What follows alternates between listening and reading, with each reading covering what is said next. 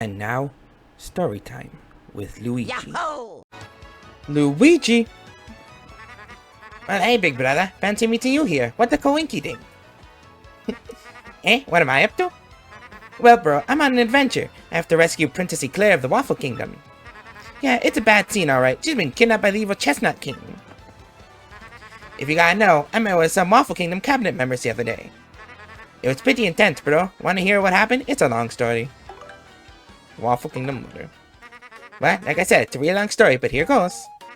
My big brother, that's you, bro, got a letter from Princess Peace and took off. Left behind as usual. I was cooking a snack at home when another letter arrived. We don't get so much mail, so I was thinking, huh? This is what the letter said. Sires, my name is Crepe. I am a cabinet minister in the far-off Waffle Kingdom. Our land has been attacked by the Chestnut King, who took our Princess Eclair. I ask, nay, beg for your assistance. The Waffle Kingdom needs your skills. I humbly request your prompt response, sirs. Sincerely, Crepe. Well, I don't remember exactly, but I think it went something like that. With Mario, that's you, bro, gone, it fell to me to answer this plea. Hesitating only a teensy bit, I headed to the Waffle Kingdom to investigate. Oh no, first I wrote a note to myself about what I was cooking, then I left. Once I reached the Waffle Kingdom, I met Minister Crepe, who filled me in. The Chestnut King had kidnapped Princess Eclair and vanished. Apparently, though, some oracle said a marvelous compass could locate her. This marvelous compass has been broken into 7 parts by an ancient curse. And those parts have been scattered across the land. Can you believe it, bro? Each part of the marvelous compass was set to point to the next.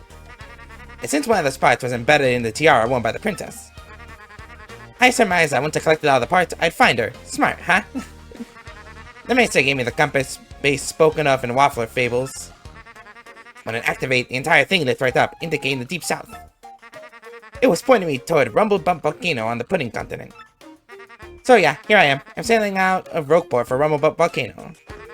It's probably gonna be pretty dangerous, but I gotta rescue the princess. Well, I went to Rumblebump Volcano and got myself a marvelous compass piece. It was an incredible quest. There was danger in all sorts of adventuring. It was pretty harrowing, bro. Want to hear what happened? It's a long story. Rumblebump Volcano. Well, like I said, it's a really long story, but here goes. As soon as my ship docked on the Pudding Continent, I set out for the volcano. To reach my destination, I spent several days floating through dense jungle. Scary beasts were all over, more than once I thought I was done for, bro. I may have screamed a bit to scare them off, you know, but as fate would have it. A blooper named Bluey heard me shrieking and found me in this one town. Bluey was on a journey of his own, but he joined me after hearing my tale. Now Bluey's a madman. Back in his hometown, they call him the White Torpedo. Yeah, he's a tough guy. Anyway, he helped me fight the Rumblebump Volcano. The place was all about bubbling lava pools and heat that'd make the sun sweat. And the place was lousy with evil traps designed to protect the compass piece. The scariest one of all was the gigantic 100-foot tall statue that stomped around. Now the weakness of this giant statue, bro, was a red gem on its forehead. Now I can jump high, but not high enough to reach this thing by a long shot. So I came up with this plan for Bluey to hit the weak spot. All you, man, I said. I waited for a pause in the statue's movement and hucked Bluey up there. And bullseye! The White Torpedo saved the day. The jewel got whacked. It was a critical hit, and the stone statue toppled and crumbled into pieces. Once that was done, it was an easy stroll to the room where the treasure was. Unfortunately, Princess Eclair was nowhere to be found, but I got another piece of the marvelous compass and put it in the base. Now the compass pointed west, to Plumpbelly Village on the Strudel continent. So I set sail once again and came back here to Roqueport to recharge. That's what happened to me lately, but I'll be heading back soon. Thank you, Luigi.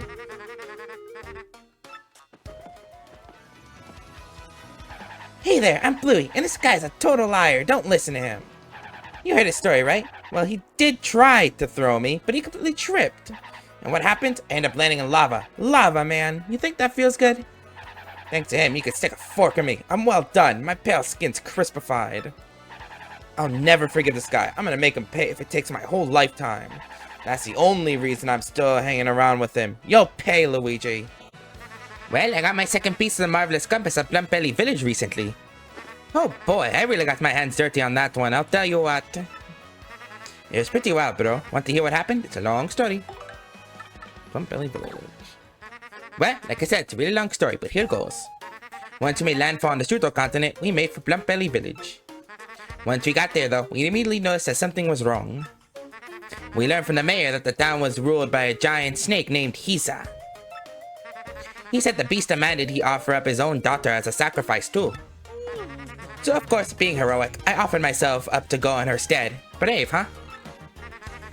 Now the custom was for sacrifice to be dressed as brides, so I got all dolled up. I was one hot sacrifice, bro. I looked so good, I fooled our foes and got in Hisa's lair. It was kinda rough fighting in that gown, but I managed. Chiffon really chafes, bro. I finally found Hisa, and the snake had a second head on its tail. Talk about scary. I fainted real quick, but when I came to, I managed to distract both heads.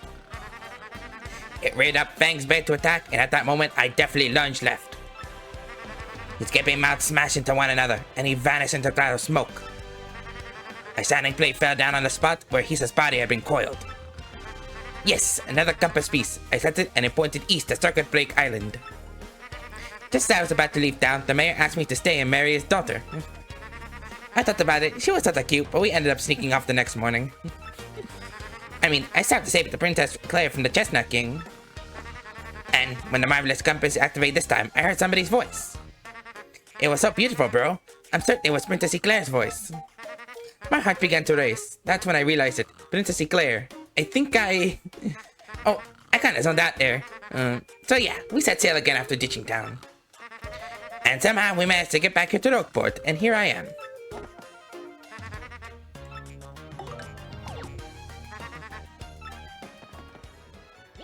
Hi, I guess. I'm Jerry. I'm a Bob-omb from Plumpbelly Village. Nice meeting you.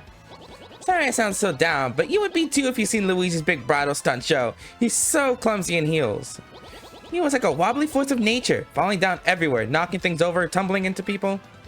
Now I have an obligation to tag along and clear the area if Luigi so much as glances at a stiletto.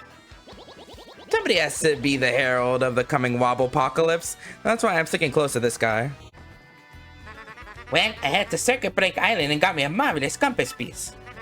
You wouldn't believe it, bro. Talk about thrills, chills, and spills. It was pretty exciting, bro. Wanna hear what happened? It's a long story. Circuit Break Island. Well, like I said, it's a really long story, but here goes. Just as our boat arrived at Circuit Break Island, we heard this incredible racket. We soon found out that they hold kart races almost every day on the island. Whoever takes first place in the race gets to rule the island as king for that day.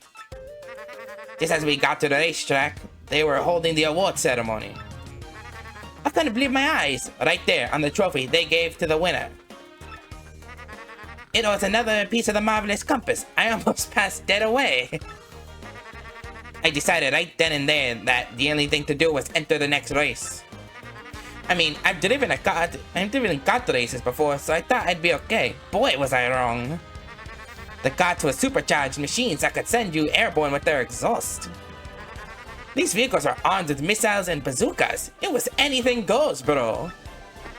Of course, I wanted to get right out of there pronto. These drivers are crazed. But I worked up my courage and signed up anyway, and my race day finally came. I got one of the best karts, the big green 01. I took my position at the start line. The light turned green, I stomped the accelerator, and something bad happened. I was in reverse. The big green 01 went rocketing backwards with me yelling. I crashed into the wall behind me, hot enough to cut me off mid-scream. In one fell swoop, I dropped into last place and wrecked my racing machine. But it was not bad news. All the other cars crashed because of my maneuver. Once I got in gear and took off, I was the only car left. I won by a country mile, bro. I took the piece off of my trophy and added it to the marvelous compass. The compass came to life and pointed me towards Jazzafrazz Town in the east. Then I heard that voice. Princess Eclair's voice echoed in my ears again. Oh, my princess, random words would form poetry if spoken by your voice. I will most definitely save you. Just wait for me, Princess Eclair. Oh, sorry about that, bro. So after that, I got back on my boat. I came back here to Rockport, and that's what's been up with me.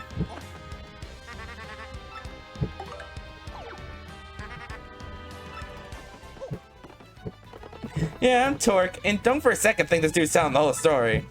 The only reason I lent him my rig was because he got down on his knees and begged. And what happened? He's in it for 1 second before he completely totals it.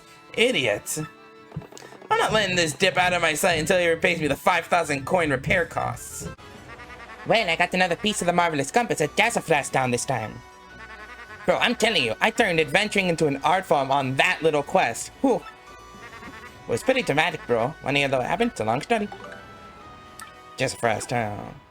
Well, like I said, it's a really long story, but here goes. As soon as we hit Jazzafrazz Town, we were overcome by glitz and glamour. It's a very lively place, bro. Tons of daisies live there, and they're always smiling. While looking for the piece of the compass, I met a hip daisy named Hazy.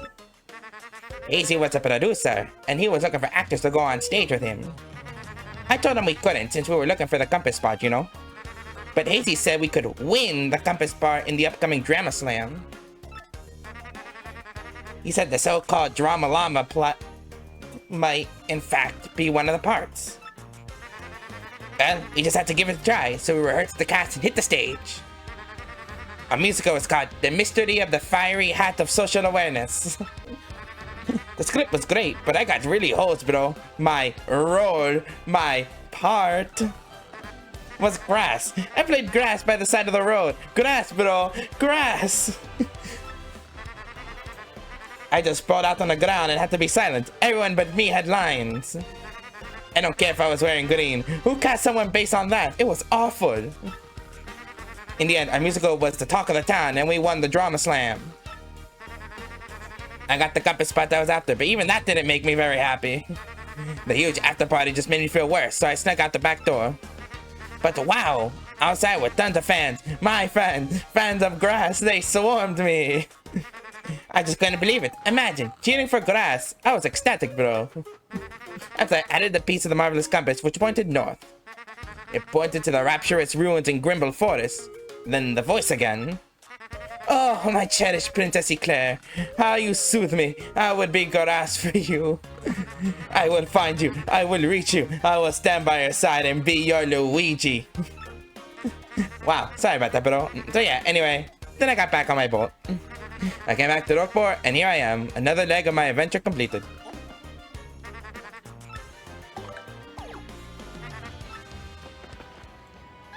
I'm Hazy, and I must say, Luigi's a great actor, one of the finest I've seen. After this adventure, we're going on tour to appear on stages everywhere. I'm going to be known as the Red Miracle, and of course, Luigi will be grass.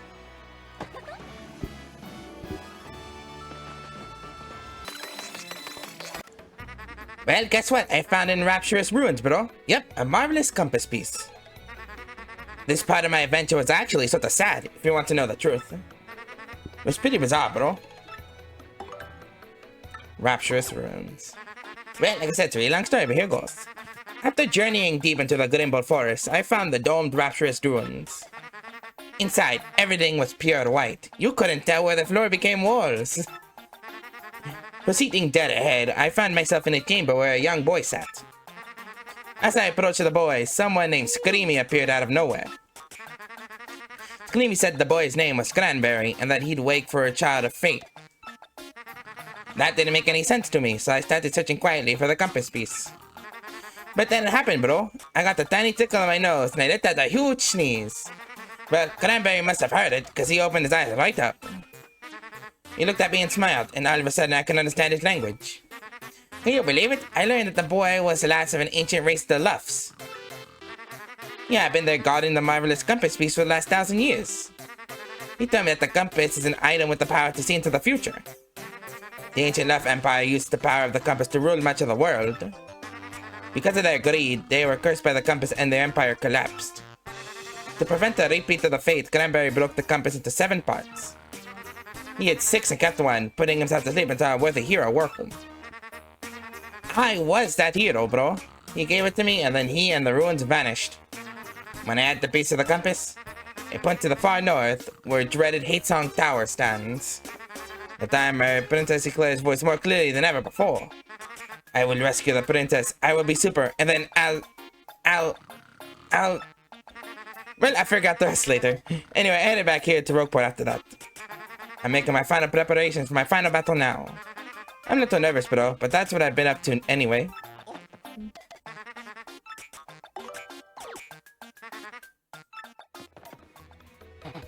I'm screaming. I wonder what future is plotted for us by he who holds the compass. For I must deliver something. Let's see. Adventures? Oh, of course. Me, I'm done questing for now. Yep, I scaled Hatesong Tower the other day and rescued the fair Princess Eclair. That's one adventure I'm never gonna forget. Nope, it was just too exciting. It was just astonishing, bro. Hatesong Tower. Well, like I said, it's a really long story, and this part is just wild, but here goes. Hatesong Tower stands atop the jagged, unclimbable cliff beyond the northernmost sea. The winds whistle down the cliff, howling like banshees singing songs of hate. People say it's pretty much the scariest place in the world, and I had to go there. Blocking out the bone-chilling howls, I somehow managed to reach the tower's door. I was terrified, but Dr. Princess Eclair warmed my heart and gave me power. All my companions felt the same way. They were with me to the bitter end. The door to the tower swung slowly, open to reveal an inconceivable darkness. I tried to call out the Princess Eclair's name, but I couldn't even breathe because, as I strained my eyes in the darkness, I saw the most terrifying beast of all. The Chestnut King himself appeared before me. He was monstrous and drooling. Bubbles of toxic goo dripped from his mouth, melting the very ground at our feet. I couldn't stop shaking, but I gritted my teeth and faced the evil beast dead on. I dodged the king's fangs, jumped onto his chest, and gave him a hammer whack. My swing split the air and crashed dead center onto the Chestnut King's skull. Hope powered me, bro. I was going toe-to-toe with the king, and I was loving it. This is it, I thought. I could win this. I'll risk it all on my next blow. I gripped my hammer tight and waited for my moment. The tension stung me. Schwack! The ocean winds raged against the tower windows. The sound is my call to battle. I advanced with no mercy in my heart. And then...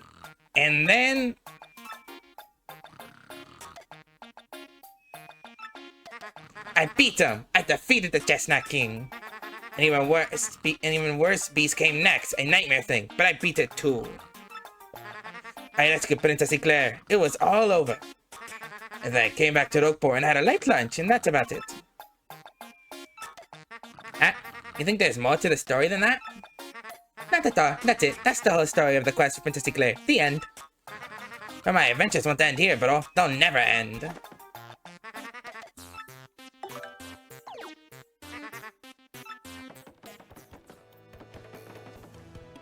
Hey, you! Remember me? It's me, Bluey!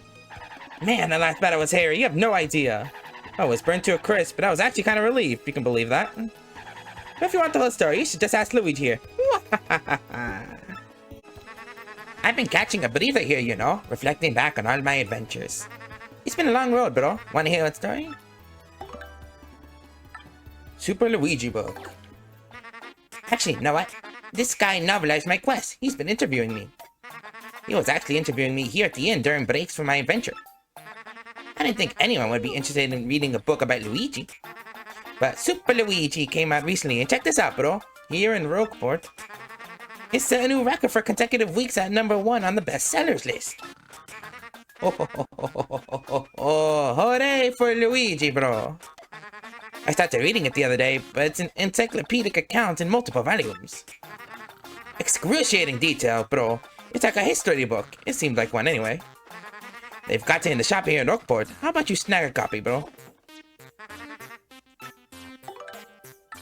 Ah, yes. Now then, why don't we relax and crack open a book or 5? Super Luigi. Super Luigi book #1. Super popular now it's here. Have you ever experienced a time when no matter how hard you tried, you failed, and the time you spent felt wasted? If ever you felt such pangs of regret, try to remember this tale, the story of a young man's quest to save a sweet princess. Super Luigi Volume 1, The Quest Begins. The day dawned like any other, but little did Luigi know the letter he was about to receive would forever change his destiny. Sir Luigi, danger besets us on all sides, and we beg your help. The foul Chestnut King has stolen our beloved princess. The letter was from Minister Crepe of the Waffle Kingdom, a man aware of Luigi's many adventures. He knew only Luigi could save them. Charged with the dire task, Luigi wasted no time curtailing the heroic meal he was making. Then he packed for his deadly journey, knowing that his older, though less talented brother was out on a no doubt inconsequential errand. Luigi took a moment to leave a note. Mix a killer mango and a peachy peach to whip up a fruit parfait. These cryptic words were all Luigi wrote before leaving. Upon reaching the Waffle Kingdom, Luigi was greeted by pure misery and endless flow of tears over the kidnapping of Princess Eclair. Arriving at the castle, Luigi was greeted by Minister Crepe, who carefully handed him a compass base with only one intact section. Our land once had a special treasure, the marvelous compass. Find its 7 parts and find Eclair. So it began. To be continued. The manager's pick. Super Luigi Volume 2, Allies and Adventure. It's a little warm, Luigi muttered, the sweat dripping from his brow as he followed the compass up Rumblebump Volcano's side. Must find the secret grotto. While Luigi had guts to spare, he did need a guide, and he found one in Bluey, a blooper he met in town. Brave Bluey joined Luigi and instantly proved to be invaluable. With his aid, Luigi bested a savage statue that protected the treasure. The treasure was none other than a piece of the marvelous compass, a piece that pointed west to Plumpbelly Village. The second Luigi saw Plumpbelly Village, he knew something was amiss. All was woe, and Luigi soon learned the reason why from the mayor. The town was at the mercy of a sinister serpent who demanded sacrificial lasses. Burning with indignation, Luigi formed a team of liberators. A fierce Bob-omb warrior named Jerry joined his crew and chose, not surprisingly, to stick with Luigi for the duration of his quest for Eclair. Fortified by its allies, Luigi strode on into the lair of the beast, a foul two-headed snake. No time to think, Luigi sprang forth. Twin heads snapped at his heels, fangs dripping venom. Then, as one mouth gaped wide to swallow Luigi, the other crept behind. Our hero sensed the treachery and fainted before leaping. The heads collided, and the beast ate itself. The prize? A compass piece. The villagers begged their savior to stay with them, but grim-faced Luigi pressed bravely onward. To be continued. This month's bestseller. Super Luigi Volume 3. The Voice of a Princess. Dauntless Luigi's next test came in the form of a kart race on Circuit Break Island, where he won both the contest and a compass piece. The race was fraught with danger, but Luigi pressed through adversity to win. All viewers are awed by Luigi's revolutionary racing style. The mechanic who built Luigi's racing machine, a buzzy beetle named Torque, was so stunned by Luigi's racing technique that he joined him. Reinvigorated, Luigi set sail for Jazzafrazz Town, where he made his stage debut. Hazy, a noted Daisy producer, gave Luigi a key role, laying a part of an Earth spirit to pure perfection. Luigi stole the show. Hazy's faith in Luigi's natural acting talents were rewarded. The performance won a prize, which yielded another compass piece. Hazy turned from teacher to pupil, joining Luigi on his quest. It was at the time that Luigi's heart, usually draped in the cool comfort of a hero's resolve, began to warm with thoughts of Princess Eclair. This came to be because every time the magic compass pointed toward a new place, her gentle words rang in its ears, touching him to his very soul. The voice spoke of eternity, of stars in the heavens. It wept for those blind to love. It gave comfort in the face of fear and loneliness. Though he had never seen her, our hero was tormented by visions of this fair-hearted maiden. All he could do was press onward. The compass pointed towards Rapturous Ruins. Only 2 parts of the compass awaited, and Eclair had 1. To be continued. Fan favorite. Super Luigi Volume 4, The Shards of Truth. Footsore and weary, Luigi finally found a Rapturous Ruins beyond Grimble Forest. Within them, time and space were lost in nothingness.